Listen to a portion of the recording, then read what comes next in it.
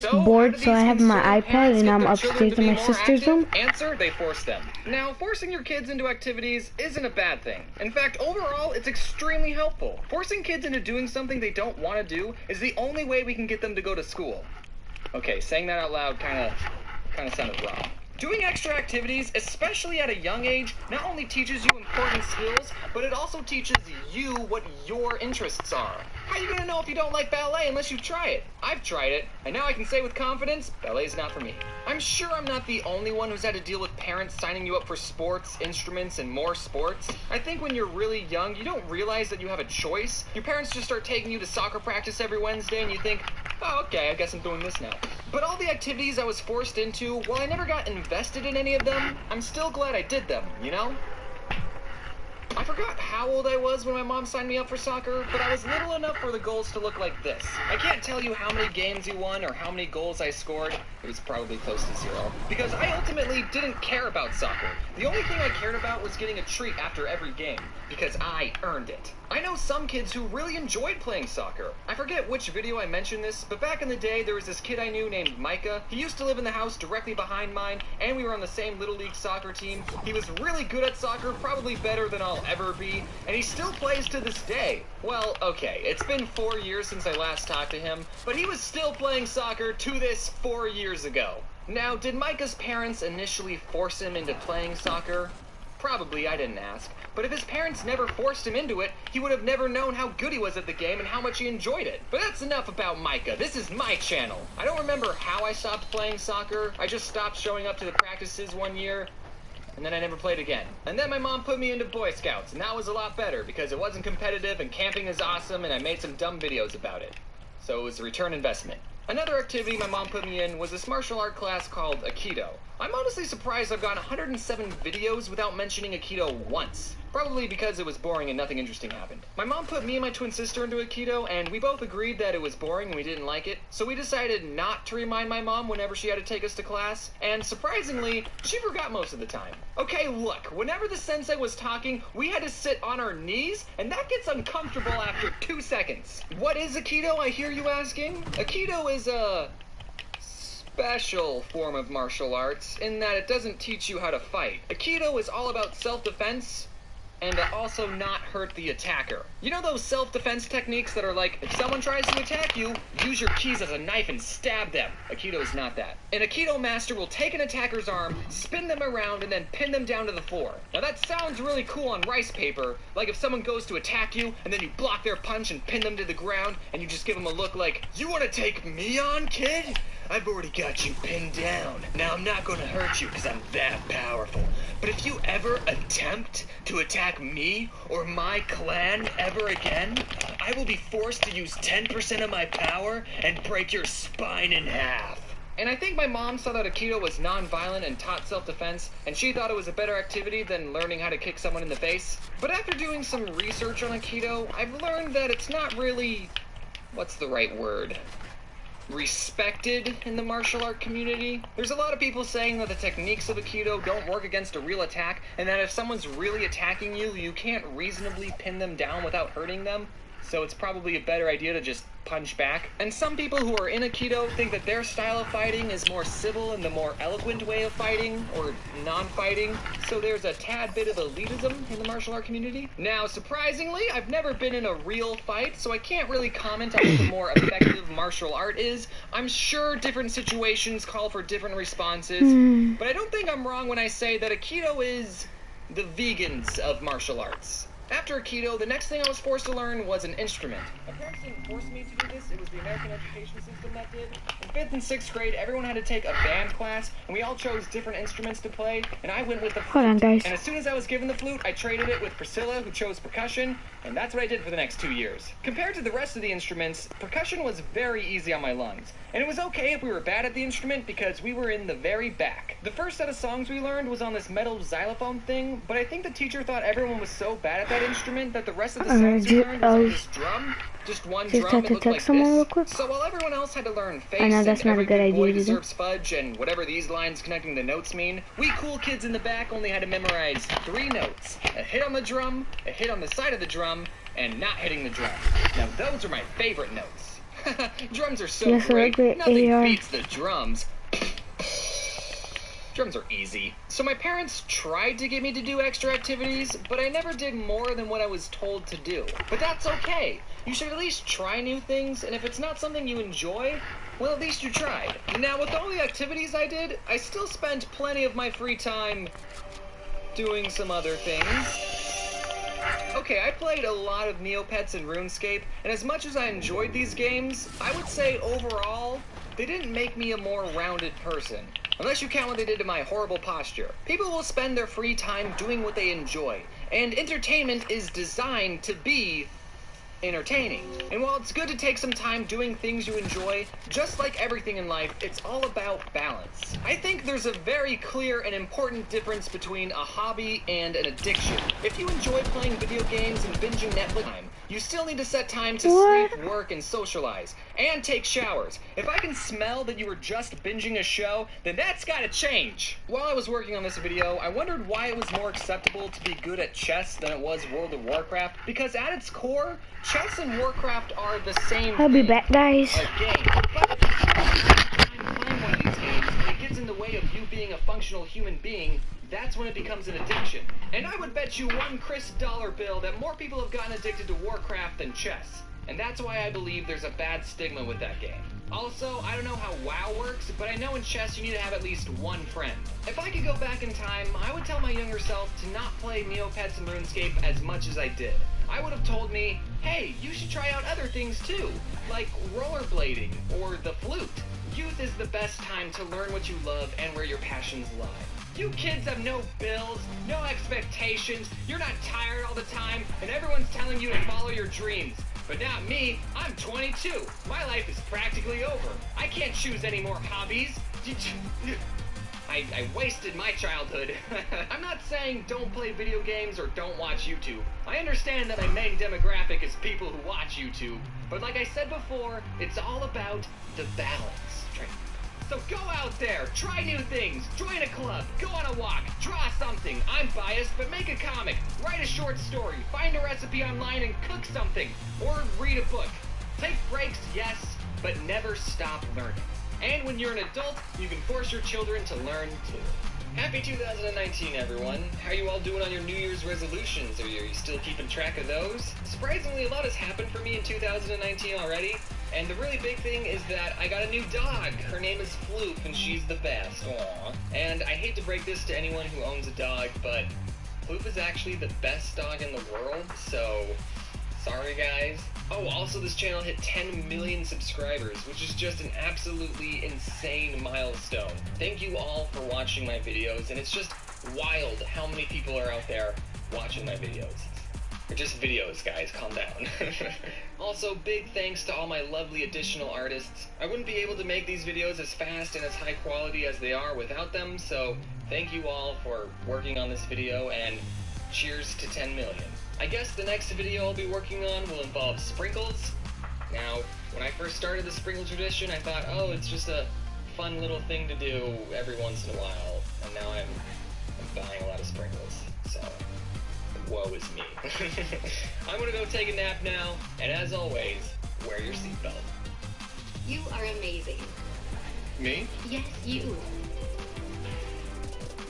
You're a mind-reading marvel, a thoughtful sharer, and a fast-footed friend. And from day one, you've been your cat's hero. That's why you choose Rachel Ray Nutrish, offering recipes with real meat as the #1 ingredient, and options with 0 grains and fillers. That's amazing. Nutrish. Real recipes, real ingredients, real good.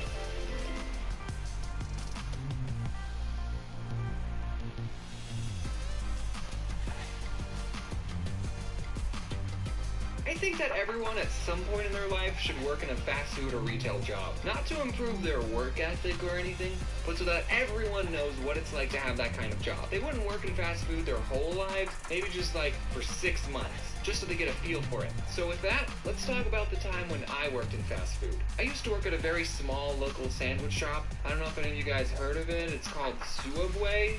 Our spokesperson was in the news recently. I don't know if you guys look at the news. Did you hear he got beat up in jail? jail, I kind of want to meet the person who beat up Jared more than Jared. Not in person. We wouldn't meet in person, obviously. But like, he would be behind bars, and I would just look at the guy who beat up my spokesperson. How many people get to say that they beat up a fast food icon who is also a pedophile? Only one, and it's that guy. Okay, but seriously guys, working at Subway was probably one of the most easiest jobs out there. I don't know I'm about to complain about it to you guys. We got free cookies. And you know the comic with the Subways in Hell? I was actually working at Subway when I made that comic. I just think it adds sort of a little bit of value to it. You see, the owners, who were husband and wife, can you believe it, of the Subway I worked at owned 2 stores. One of the Subway stores was in a Walmart on an Indian reservation, because we have those in Arizona, and the other Subway was the Subway I worked at. And since the Walmart store was always busy, the owners would spend 99% of their time at that store. So I didn't really have a boss most of the time. On the off chance the owners did show up, they would just pick up some food and then they would make sure I was making sandwiches the right way. And every time I made a sandwich in front of them, they would always find something wrong with it, without fail. You put on too many olives. Do you know, according to the Subway formula, you're only supposed to put on 8 olives on a foot long? 8! One for every other bite. That's just ridiculous. Can you imagine someone just counting out 8 olives? Nobody does that. I usually worked the closing shift, and at the end of the night, we would turn the alarm, and we had 60 seconds to get out of the store. But one time I had the opening shift, so I unlocked the door to get in with my key, and the alarm went beep, beep. I mean, I had 60 seconds to turn it off. No big deal, right? I've turned the alarm on all the time when I was closing. So I go to the control panel, and I type in the code, and nothing happens. The beeping is still there, and the clock is still ticking down. So I go, okay, I'm going to press each button very carefully. I'm going to make sure each button nothing still happens. So I go, okay, I'm going to make sure to press each button very carefully. And I start thinking, did they change the passcode without telling me? Well, this is the only passcode I know, so we're just going to try it again. And I press each button very carefully. Oh yeah. By the way, if you're watching me, I'm not buying V-Bucks without anyone's permission. That's why I left. And if you never, what's it called? Never ever, like never, buy V-Bucks without your parental, aka parent, or / guardian, because you'll probably get in big trouble. So don't do this without any parental supervision. That's why I went to go ask my parents. What's the passcode? What are you doing there, James? Why aren't you answering the question? A gift box from Epic Games, I bet. Alarm going off? Yeah, no one told me the new code. Mistakes were made. We apologize for the mystery words. Hey, let's get it, Winter Llama. Let's go, buddy. Let's get it. It's a good thing they're not. Did anybody turn on my brightness? No. She watches my videos, and so do her little brother. Right. Shout out to Ivan and Andy. Those are the brothers. So get this, at Subway, you only No storm craze. Just you and them in an empty Subway for 5 hours. Love comes we to weren't town. empty all the I time. don't give a F. And when you're not making sandwiches, you have other stuff to do, like stocking the chips, or we had stuff to do. But okay, we did watch a lot of Netflix and do homework, so I mean, that other person you worked with would make or break your entire shift. It wasn't the annoying customers. I kind of got used to annoying customers. So I worked with a lot of crappy people. And I also worked with a lot of people who I would probably never become friends with, except in a work setting. You see, you gotta understand the type of people who got jobs at Subway. Potheads. Most of them are potheads. And some of them are really cool. I'm just going to go over a couple of the characters that I worked with. There was Tyler. I freaking love this guy. He smoked a lot of weed. He actually taught me what vaping was, and he got me into Clash of Clans. I actually mentioned him and his girlfriend in my riddles video. I don't know if I ever told him that. What you see is what you get. We watched How to Get Away Hey, why do you have an app? with him outside of work. Because I got an Is that they would actually do their job, which you gotta appreciate. Oh, yeah. Get this, who was also named Jared, and he was fat. I know, right? He's like Jared before. He loved marble. I have a complicated inner life. I can say these things. He doesn't watch my videos. It's like you really get Did you rob a manger or something? And you all? Talked about chakras and third eyes. He was festive. And also, there's Anthony. He's cool. What's up, Anthony? With 100,000 spring scale because I knew they had one, and we counted 500 springs again just to be accurate for the 100,000. And Anthony helped me count. And so, at least he got paid minimum wage for it. So 2 more stories before I go. One time, Jared asked me to take out this pile of trash, and I was like, oh, the trash in the dumpster. And as I was taking it out, I saw A vendor check. Slicer. when I went in. Bro, you know how rare this is? We haven't seen it anywhere. If you're new to Save the World, vendor check is like Tell anyone that I had to is like rare, guys. Sorry, boss. Vendor check is rare. About this now. Okay, and then That's the why I'm other story, so I was excited. working with the manager, and we were just making sandwiches like Bro, I noticed that when we toasted the sandwich, am I we able to burned craft the paper this a little on the edges. so I could get into a match? Okay, So then it cuts pretend out to be ice surprised. bacon. No. The boss lady puts some bacon on paper and then puts it in the toaster. And we don't have a setting for just bacon. So then when she opens the toaster, there's fire on the bacon. So then she starts to whack it with the little metal tray thing, but all she ended up doing was fanning the flames, making the fire bigger. You got this, right? Then I went in the back and I got the fire extinguisher and I actually used What have I done? Is it okay if the bacon's a little crispy and has nitrogen and carbon dioxide stuff on it?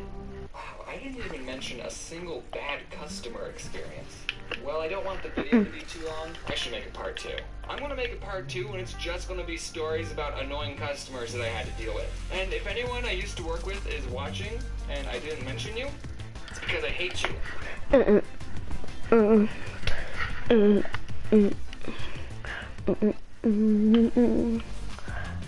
Hey, this is Time to part 2 video. I mean, buy you mind have to have blown seen psych part 1 video dot. to understand what I talk about in this video. But I mean, if you haven't watched part 1, you should. So I used to work at Subway. Oh, this is gonna be 500. Yeah. Wait, let's see how much. So don't feel too bad for me. Like sometimes people would ask me, can I have like No. turkey with lettuce, tomatoes? It's not What kind of bread? For over worth. 6 inch? What kind of cheese? Is it toasted? Then we'll talk about vegetables. And every time someone brought in a list, there would always be something missing on it. Always. I never had someone come in with a complete list. I would ask someone, what kind of cheese? And they would say, they didn't spec. I guess they'll get Swiss. If anyone watching is currently working at a Subway, then feel free to use these tricks. If someone asked me, what kind of cheese do you recommend? I would always say provolone, because it's the easiest cheese to pull apart with gloves on. Really, if anyone asked me what I recommended, I would just tell them the easiest thing for me to do. But even after I gave my insightful provolone cheese recommendation, sometimes people would still say, I'll take American. why do you even ask me what cheese I would recommend if you're not going to take it seriously? Another thing that would annoy me is when people would say the sandwich was all done, but they didn't put any sauce on it. So I would ask, any sauce? And then they would be like, oh yeah, mayonnaise. Oh, why did you tell me it was all done if it wasn't? Also, the I wish this was. Imagine if this was 500. out the receipt. So it would be very awkward every time I would ask people, do you want your receipt? And then they would say yes, and then we would just stare at each other until the receipt printed. So what I did every time someone swiped their credit card, I would just stare up into space, and in my head I would count to 5, and then I would ask, do you want your receipt? And by the time they said yes, it was like magic. As soon as